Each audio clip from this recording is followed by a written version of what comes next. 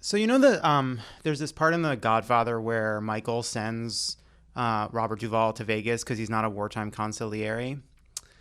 Do you feel like we have enough wartime meteorologists? Like, do we need to radicalize the people reporting on the weather every single day in cities across the country where tens of millions of people get their news? He is a climate journalist, meteorologist, and founder of Currently. Please welcome Eric Holthaus. Eric, good to talk to you again. Hey, yeah, thanks for having me. I had seen that you had launched this new weather service that was trying to make the connection between the daily experience of weather and the reality of climate change. And then when I saw these stories of what was happening in Portland and Seattle and then in the Pacific Northwest and Canada playing out, and seeing how much of the coverage did not connect the weather to the climate, I really wanted to talk to you about it. And so I wanted to start by just asking, what have you been thinking as you've been watching this unprecedented heat kind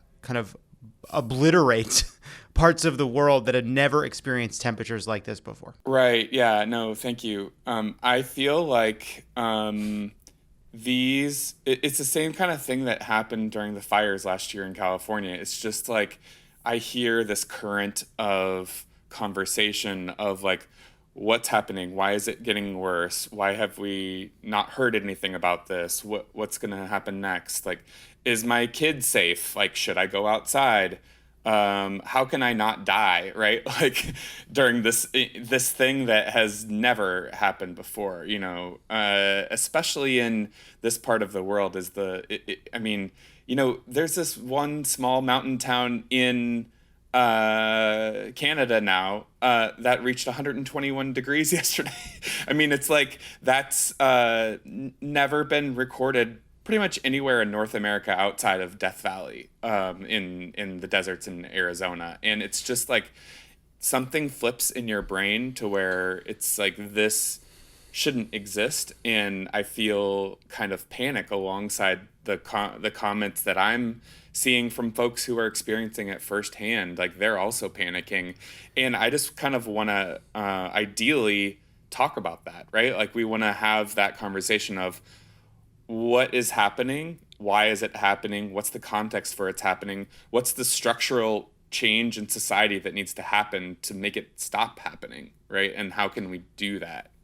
Yeah, I mean, one of the challenges has been in the past, and I don't, and this is not something I think you would dispute, is that like there's obviously a difference between climate and weather, that there's a difference between the random the vicissitudes of heat waves and cold spells and climate change. And yet, this time, as with the fires, I think last year, does feel different. How do you think about that now when like there is still this, I think, caution amongst those who believe in intellectual honesty and rigor to say, while we can't attribute it entirely to climate change, we believe climate change is a factor. How do you think about that distinction between climate and weather? Yeah, no, I think that really all weather is climate at this point. It's just at a different time scale, right? It's like even this sort of nice stretch of sunny weather that we've been having here in the Twin Cities since the beginning of April. Like my entire like the plants that I planted on time, in theory, have all died, right? Like it's just this slow creeping thing until it becomes in your face emergency panic, like we've had in this places. So it's just sometimes it's more pronounced than others. It's kind of how I think about it, is like all of these weather events, from a nice day to a cloudy day to a hurricane, they're all happening in the context of an entire atmosphere that has fundamentally changed. Like I started using the phrase this week, like this is an entirely new climate, especially for folks in the Pacific Northwest. Like this just hasn't happened before on any stretch of time scale that we can talk about. Last year, there's some science that's coming out now in the mountains in California. There are giant redwood trees, sequoias that are dying, that have been there for thousands of years. This tree has survived everything in the last few millennia, and now there's a drought that's killing it. Like, this is weather that has been pushed beyond the breaking point for years and years and years, and the accumulated effect of that is now changing fundamentally the places where we live and work, and that is something that shouldn't really happen on a human timescale. So it kind of takes a little bit for our brains to realize that this gradual weirdness has now flipped into a different state. You were talking about what you're trying to do with currently and how you talk about the connections between weather patterns and these larger forces in our climate and in our politics. And I was glad to hear you talk about just helping people who take climate change very seriously and want to make a difference in addressing climate change, helping them understand what they're seeing, put their fear and their worries in context, and give them the language to understand it. How do you get beyond that group of people with weather that speaks to the reality of climate change in a way to get at what you also said, which is helping people figure out how to make structural changes? Sure, yeah. I genuinely think that we don't have to get beyond those people. I think that, there's a study from a sociologist, Eric Holthaus at Harvard, that said that in all sort of nonviolent revolutions of the last century, it just takes a critical mass of 3.5% of the population to be out in the street, active. We've seen that with Black Lives Matter. We've seen that with the youth climate strikes. New Zealand was the first country that kind of right before the pandemic switched over into that critical mass. And within a few months, they passed a major climate bill that sort of forced the government to consider climate change in all aspects of public life. And I've kind of thought of my strategy as with these conversations, with how I speak about climate change in public, you need to sort of say, you are the person that is going to make this happen. Yes, it's a structural problem, but we are part of that structure in some ways, and we have a responsibility to get our friends and neighbors essentially out in the street and refusing to cooperate with the system as it is right now, because it's not working for the majority of us. We have this extractive economy that is built on fossil fuels, really, and that's reflected in how we are treated as citizens. And I think that having a more ecological society that's built on relationships, that's built on reciprocity, that's built on this sort of like family type relationship where we take care of each other. It's maybe like super idealistic and aspirational, but if you look at it from the top down, from like climate physics, that's what needs to happen. We need to have a non-extractive economic system in order for our planet to exist beyond the next few decades, right? Like, we can mimic that in our politics, and I think it will go a long ways to getting where we need to go. Tell me if this is wrong, that over the last, say, less than a decade, your view on how bad the climate crisis is has gotten more pessimistic, but your belief in a critical mass of people to change it has gotten more optimistic. Absolutely. Yeah. Yeah. And I think it's kind of weird, as I'm watching myself think about it. I was like, Okay. you see the science studies saying like, oh yeah, we're screwed. Like we've already passed the point of trying to prevent any of this. Now it's kind of dealing with it. But I feel like that's radicalizing a lot of people at the same time, of saying like, well, we've given up a chance to kind of have this slow, gradual, comfortable switch to a society that preserves all of the inequalities, that I don't have to do anything particularly other than just like buy a different type of car. I think we're kind of far beyond that at that point, and that kind of gives me a little bit of intellectual comfort to know that. In some ways, to say like, okay, well, then let's just do it the way that it needs to be done, right? Yeah. Like, I don't have to say that this is going to be easy, because it's not. at this point, nothing is going to be easy really about the rest of our lives when it comes to climate. The heat waves are going to keep getting worse. The storms are going to keep getting worse. We've locked in a few decades of increasing temperatures at this point. Even if we were to kind of like go to zero carbon in 3 years from now, we still have some residual heat from the atmosphere that's trapped in the oceans that will be kind of like circulating through the system for decades or centuries. So that is locked in. But we are at this point trying to prevent the sort of like total collapse, if that makes sense. Like we're trying to prevent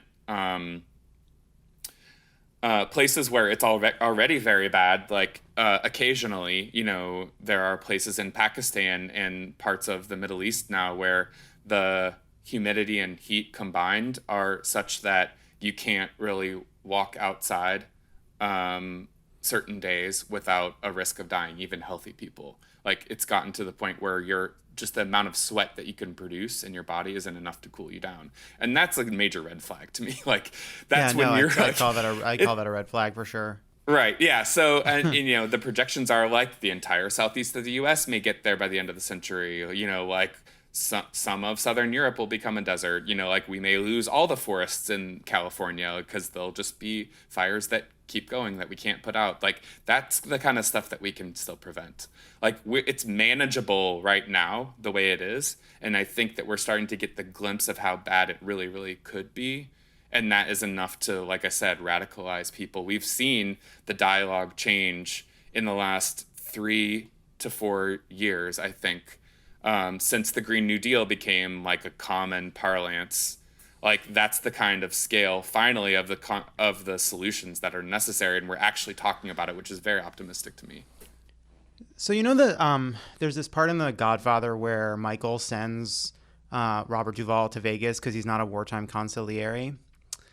Do you feel like we have enough wartime meteorologists? Like, do we need to radicalize the people reporting on the weather every single day in cities across the country where tens of millions of people get their news? If you self-identify as that person, please send me an email, because that's the kind of people that I want to be writing for currently. Like we are hiring weather poets, like because I feel like there is a mix between like fiction and nonfiction that is existing in people's heads right now of like, could I go outside and the sky could be orange, or the sun may just not come up today? Possible. That happened last year in California, right? Like, what is it like to go through, watching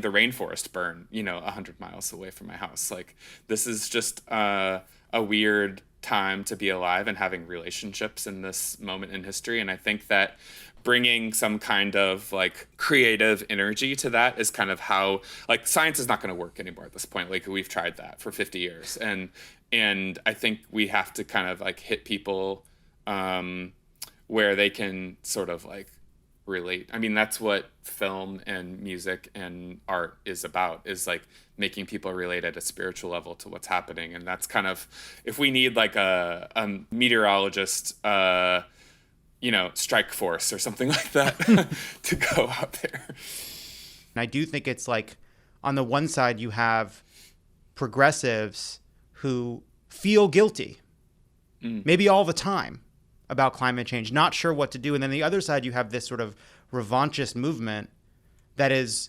rejecting climate change in order to reject those feelings. And you're right, science. Yeah, right. That's a form of climate denial, right? Right. Yeah. Once you embrace that fear and that anxiety and that trauma that we're experiencing, then you can kind of like grab onto it and figure out what you need to do. Because like, I don't think everyone has to become a climate activist. I don't think everyone has to like eat granola and live in a hut. Like healthy society is where we can trust each other again, where we know that we're not going to get shot in the street for a traffic stop. Also seeing how a lot of this breaks down by race, like in red line neighborhoods, can be up to 10 to 15 degrees hotter in heat waves. And, if you're dealing with systemic racism, you don't have a whole lot of extra brain power to think about how can I put in a bike lane on my street, right? It's like, right.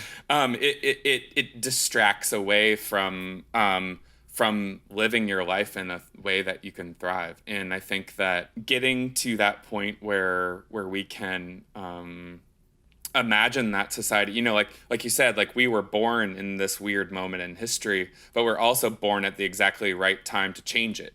So I feel like, you know, millennials and definitely Gen Z are kind of in that inherent knowledge of like, this is my, you know, stuff to deal with now. This is my world. I didn't do very much to create it, but if we're down to like 6 years left before we tip over tipping points, right? Like that's, you know, by the time my kid reaches like junior high, right? He just finished kindergarten. Like that's a tangible amount of time. And I know that it's not his job to change it because he's going to be learning how to do math still, right? Like, he's going to be learning how to write a sentence still when this is already kind of over. So, like, it's really, I mean, it's never, in that sense, it's never going to be actually over. Like, there's always some injustice that can be prevented, always. But we are at a very critical moment right now in the next 5 to 8 years, which is why, you know, some of the politics discussions are so disappointing, because I feel like we have this picture of what needs to happen and then everyone's acknowledging it and just kind of saying, oh yeah, we'll do it someday. Like it has to be now. Like I just don't understand why that urgency is not there in at the higher levels. We know the problem. There is actually a big consensus on the problem. Mm-hmm. We know what needs to be done to address it. Mm-hmm. Those solutions are called radical, when actually, of course, isn't the most radical thing a person can do. Deny reality in order to pursue solutions that will not work. Right? That to me is the definition of radical. Of extreme. You're so extreme that you won't acknowledge what needs to be done to solve the problem. When the Green New Deal, when some of the big steps we need to take in the next 5 to 6 years are considered radical, when they are the consensus view. They're the consensus policy options to solve the problem at the scale that we have. So my hope right now is when we do this infrastructure deal and we get to the partisan one, that becomes a place where we are debating just how much we need to invest in climate in order to kind of build our society for the future. But yeah, you're right. It's frustrating. There is no such thing as too much right now.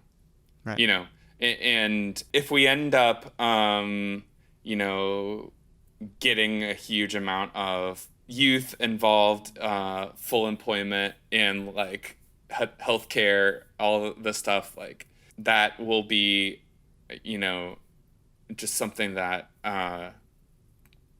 we get as a bonus, apparently, right? Like apparently like a livable planet is just like a thing that we can get thrown in as a treat at the end, right? And what a treat it will be. Eric Holthaus, thank you so much. Check out Currently. They're launching newsletters and content in cities across the country. Eric, thank you so much.